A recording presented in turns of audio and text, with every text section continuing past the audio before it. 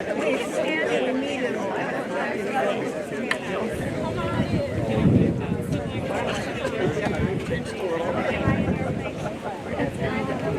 afternoon, everyone. We're going to get started with the outdoor portion of today's event. I want to thank you all for coming and joining us in recognizing Dr. John Miller's many contributions, and you are honoring him by being here today. So we thank you for the privilege of hosting this event. I'm Christy Tornquist. I'm Dean of the Library here at SDSU, and I'd first like to recognize just a few people. There's many of you here, but I did want to point out our family members today. So John's wife, Kathy, is here. Thank you. And John and Kathy's children, Ann and her husband, Dave. I'm going to make people make the wave. Tom and Megan. John and Kathy's grandchildren, Grace, Micah, Finn, and Liam. So very nice to meet you. Thanks for coming, guys. And John's siblings, 3 of his 4 siblings are here, Lois, Mary, and Dan. So a mixed many thanks to the family for traveling here today, and then also for the wonderful contribution that we're dedicating. We will be hearing from 2 of John's former students inside after this outdoor event, so you're welcome to join us in there as well. So just a few moments, just a few comments from me. John was one of the very first people I met at SDSU. He was on the search committee that ended up recommending that I be hired into the position that I've had here for the last 11 years. And somehow during that interview, we were discussing Mason City, Iowa, and the Music Man, and Meredith Willson. And wouldn't you know it, of course, as people that know John know, he sent me a draft of the chapter he was writing on Meredith Willson. So I had that within like 2 days of returning back to my home after the interview. I hadn't even been offered the job yet. So as you all know, his enthusiasm for history and research was infectious. After I was hired, he would stop by my office quite regularly and, of course, sit down in a chair and we'd have a chat. And normally he wanted to tell me what he was working on and then also provide a little advice on collections we needed in the library to support our students and faculty, which we appreciated that advice. He was in Briggs Library all the time. He was one of our regulars. Libraries typically have regular people that they show up every day. You get to know them. You get to know what they are researching, what they're working on. If they're going to be gone for a while, you worry if you haven't seen them. And normally they stop in and tell you they're going to be gone, so you don't worry. We very much appreciate that. So John was one of those people for us at Briggs Library. Like a co-worker or maybe a family member, you get used to their habits. John was a regular user of our current periodicals and newspapers. He was also a prolific user of our copy machines. They've had a big rest now since he's been gone. He was also a very grateful library patron. He thanked us for the work that we did to support him and his work. So we lost John, of course, during a time when the library was closed for the pandemic. And when we reopened, it was really hard to adjust to not having him here, and it still is hard. I think we still kind of expect to see him at the copy machine or sitting at a table reading. So it was really a blessing to have these benches installed in his honor. Almost immediately, people were sitting on them as soon as they appeared here. Yesterday, we had our first new student orientation session in the library, so our new entry freshmen come and we register them ahead of time. So the students were here already, and I looked outside and all the benches were full. There were students sitting on all the benches, and I thought how heartwarming it would have been for John to see a new generation of scholars taking advantage of the library and these benches in his memory. He was a researcher, an author, a library advocate, and most of all, I think he was a teacher. And I feel so very fortunate to have experienced him in all of those roles. So on behalf of the family, I want to thank, on behalf of the library, I want to thank the family for the donation of these benches. and in commemoration of John's many contributions. So I think we're going to have Anne, John's daughter Anne, come up and speak here, and then she'll be joined by Nels Gren. Thank you.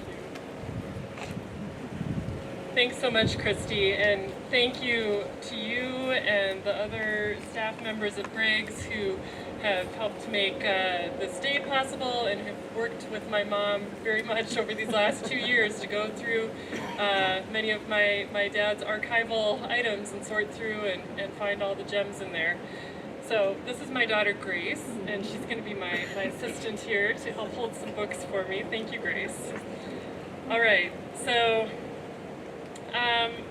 as you all know, my dad loved books. He loved reading books, talking about books, teaching about books, and writing his own books. He had a unique way of marking up his books, a color-coded system of underlining. Open to this page here, and Grace, would you kind of walk around and demo to people? Okay, so he had this color-coded system of underlining and highlighting and writing in the margins. He always removed the dust jacket, that just gets in the way, and glued it into the front and back covers, where he also took extensive notes on key points that he took from the book. So if he really liked the book, Grace flipped to the front cover there. He really liked this one because there were extensive notes there.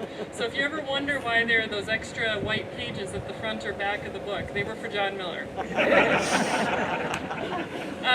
My dad also loved, one more Easter egg. Grace, hold up that copy of Looking for History on Highway 14. So after our little talks here, the kids have set up a table with books that my dad wrote, including this Looking for History on Highway 14, and they were stamping the books this morning from the Library of John Miller, and we found this one. In with the box of brand new books is a marked up, highlighted copy of Looking for History on Highway 14, where he had to review and comment on his own writing.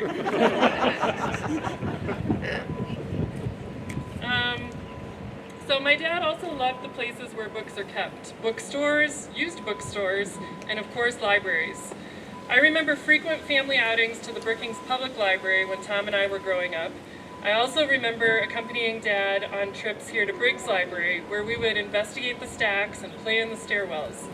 Or we'd come to Briggs to pick up old copies of the New York Times newspaper, big stacks of New York Times newspapers, which Dad would process in our garage, meaning that he'd cut out articles of interest for his writing projects or for teaching.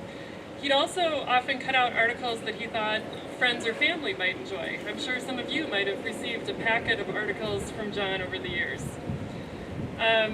In fact, let's see, I have this one here that Grace can show. This is one he sent to me in recent years called Read Kids Read, about the importance of getting your kids to read. So he wanted to make sure his grandchildren were getting that message. He also cut out cartoons and pictures that he would use to make his famous birthday and other occasion cards. In the summertime, we'd often take family trips with some research library destination in mind. The National Archives in Washington, D.C., or I remember a research program where we lived on the Brown University campus for a whole summer. We'd also frequently stop at college campuses around the country and would always check out the bookstore and or the library. On my academic path, Dad was always excited to visit the campus bookstore and library wherever I was. It was usually his first stop whenever he got into town. For example, when I started grad school at Yale, he drove out to Connecticut with me to help me move, and then he proceeded to sleep on the floor of my little dorm room for 1 week so that he could do some research at the Beinecke Rare Book Library, and much to my embarrassment, tag along on some of my orientation activities.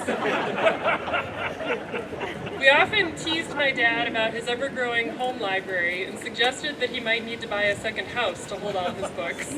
Luckily, my mom is a very patient woman. He had an impressive personal collection, and I think as Mom and Tom and I were going through his office after his death, we were really it was just so interesting to see the range of different books he had and the very active mind he had in so many different areas. In his retirement, Briggs Library remained a central part of his life. Most days, my mom and Dad would go get some exercise over at the Wellness Center, and then stop at Briggs to check their email and maybe browse some favorite periodicals like The Atlantic, The Economist, or The New York Times. So then it was very appropriate that the book that I was reading, and maybe a little bit eerie, but the book I was reading when my dad died in May 2020 was The Library Book by Susan Orlean. And there's a passage in here that I want to share with you. In Senegal, the polite expression for saying someone died is to say his or her library has burned. When I first heard that phrase, I didn't understand it, but over time, I came to realize it was perfect. Our minds and souls contain volumes inscribed by our experiences and emotions. Each individual's consciousness is a collection of memories we've cataloged and stored inside us, a private library of a life lived. It is something that no one else can entirely share, one that burns down and disappears when we die. But if you can take something from that internal collection and share it with one person or with the larger world, on the page or in a story recited, it takes on a life of its own. We are very lucky that my dad's voice lives on in the books he authored, the articles he wrote, and even in the way he highlighted his books and the notes he wrote in the margins. Each of these are like windows into his mind, clues about what he thought was important. I'm so grateful for my dad's love of books and bookstores and libraries. I'm grateful that he instilled that love in me, and I try my best to pass that love on to my kids. So today we dedicate these benches to my dad. We remember his love of books, libraries, reading, thinking, seeking the truth, and writing, and that they made a lasting impact on our lives and the lives of others. I think these benches are a fitting tribute for my dad. They're placed in front of a building that was important to him on a campus where he made his career. Many people who he knew and cared for, like all of you, will walk past these benches, and I hope you'll stop and smile and think of him. And many students coming to SDSU on their orientation or otherwise will walk by these benches daily, and maybe they'll sit down and read a book.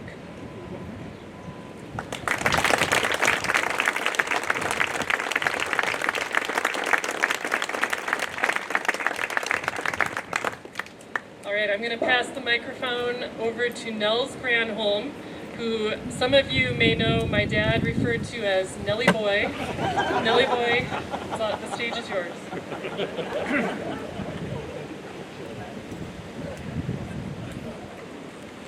So in addition to being a good scholar and a good historian, John was also a superb athlete. We played on a softball team for many years. Doyle Hicks was our sponsor. I can't remember the name of the team now, but it had numerous names. But we had a marvelous time. We used to travel all over eastern South Dakota, road trips to games and so on. And it was great fun. Now getting back to Taco John's, we'd be sitting around at Taco John's, and there would be Larry Rogers, Bob Burns, Mac Harris, Chuck Woodard, myself, and John Miller.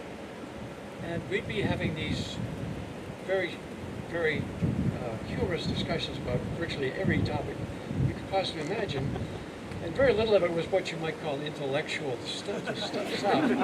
But there would be people in Taco John's who would see us, and they would be thinking we're talking about some really important fundamental things. What we were talking about was baseball and sports, and maybe even girls from time to time. So John was really had a wonderful personality. He was fun to be with. Great to go on road trips with John. We went on many road trips. He often had very curious and interesting things to say about the places we would visit because he'd been studying them historically and knew a lot about them. I loved to go to his lectures. He would often give our lectures, but before he would begin his lectures, he would say, "Now I'm going to work really hard to get done in 50 minutes." 50 minutes I'm going to get done. He never got done in 50 minutes. But who cared? I mean, it was good stuff. We're in 55 minutes, 60 minutes, 65 minutes. That's okay. It was good stuff. So we didn't mind that, but he worked really hard to do that. So let me just summarize, make a few quick comments. John, in addition to being a great historian and a great friend, was also a very fascinating individual with a wide range of interests. He loved teaching, and working in partnership with others. He was always interested in what you were doing, not just what he was doing, but what you were doing. And that was genuine. It was true. He really was interested in you and what you were doing, how you were getting along in life. As we mentioned earlier, he was a superb historian. He excelled at making critical connections between various events and various people. And he could not only make these events in American history, but European history, Asian history, world history, and so on. So it was great to travel with him and hang out with him. I was hugely appreciated. He was hugely appreciative of other people's ideas and projects. He loved working in teams and collaborating. Finally, he was an overall truly engaging individual, a superb historian, a marvelous personality, and a good, true friend. Godspeed, John.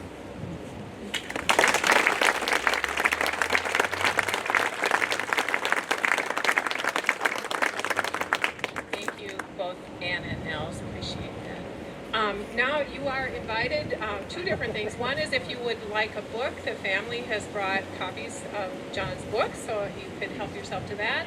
And then upstairs in the archives, the University Archives in Briggs Library, we will be hosting, I guess, a dedication as well of John's papers. John and his family, starting I think about in 2002, John started donating papers, but the family has completed that donation and we've processed them. So we'll be having a lecture by two of John's former students, John Locke and Sean Flynn, will be up there talking with us a little bit, I think, about the collections and what John's scholarship has meant. So please join us inside if you so desire. There's an elevator and or stairs, whatever you prefer. And we welcome you to come inside to the air conditioning. So please, thank you.